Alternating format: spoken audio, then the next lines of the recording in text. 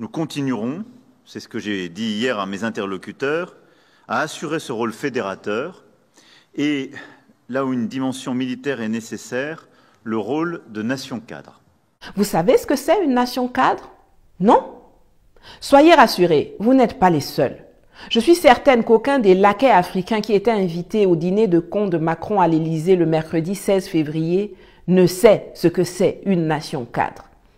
C'est un concept de l'Union européenne et de l'OTAN qui bénéficie d'une grosse opacité et n'a quasiment pas fait l'objet de débats publics dans les pays membres de l'Organisation du traité de l'Atlantique Nord.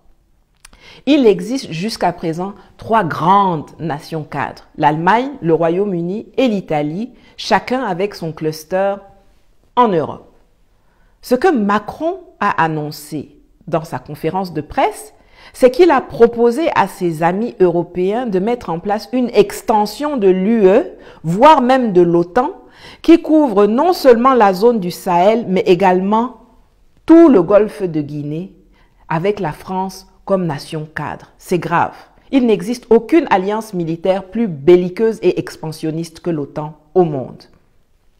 Mohamed Bazoum, le président du Niger qui est visiblement la réincarnation d'une poubelle puisqu'il semble trouver un infini plaisir à ramasser les déchets des autres, nous a ainsi annoncé sur Twitter que la force Takuba qui se relocalise chez lui a une nouvelle mission: sécuriser la frontière du Niger.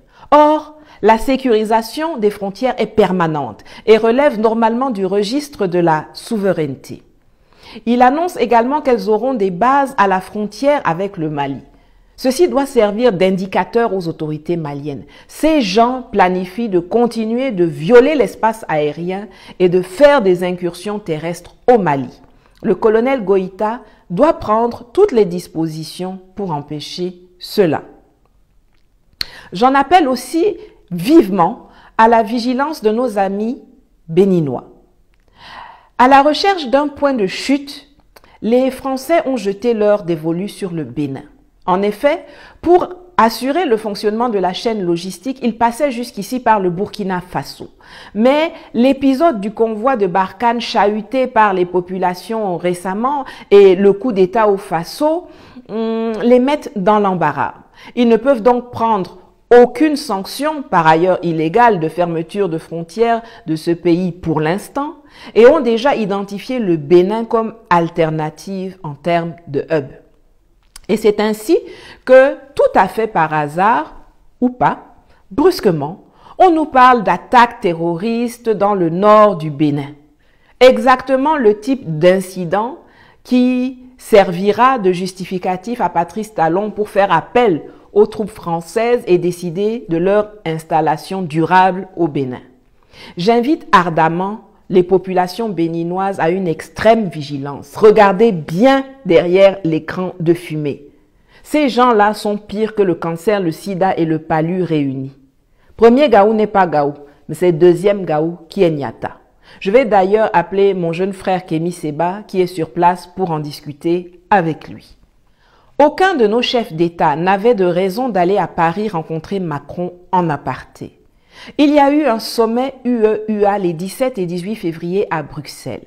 Si nous avions des chefs d'État et non des serfs d'État, ils auraient refusé la convocation de Macron et lui auraient suggéré de parler de la situation du Sahel en plénière à Bruxelles, ouvertement avec le reste des pays africains et européens.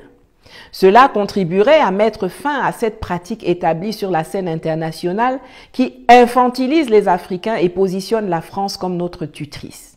Et si les PR africains sont incapables de se comporter dignement et d'être les garants de nos intérêts et de notre souveraineté, alors il faut les éjecter de leur fauteuil par tous les moyens possibles et les remplacer par des Sankara, Goïta, Rawlings, Koulibaly, Sonko, etc. Le temps est venu.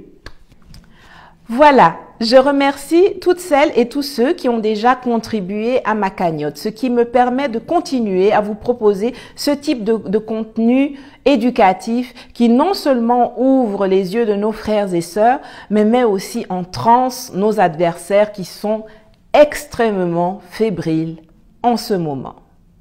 J'ai d'ailleurs reçu ces dernières semaines des menaces de mort de la part d'officiels et d'agents, pas si cachés que cela, de la France-Afrique. Menaces que j'ai pris le soin de documenter au cas où ils réussiraient à me faire taire à jamais, ce qui est visiblement un de leurs rêves.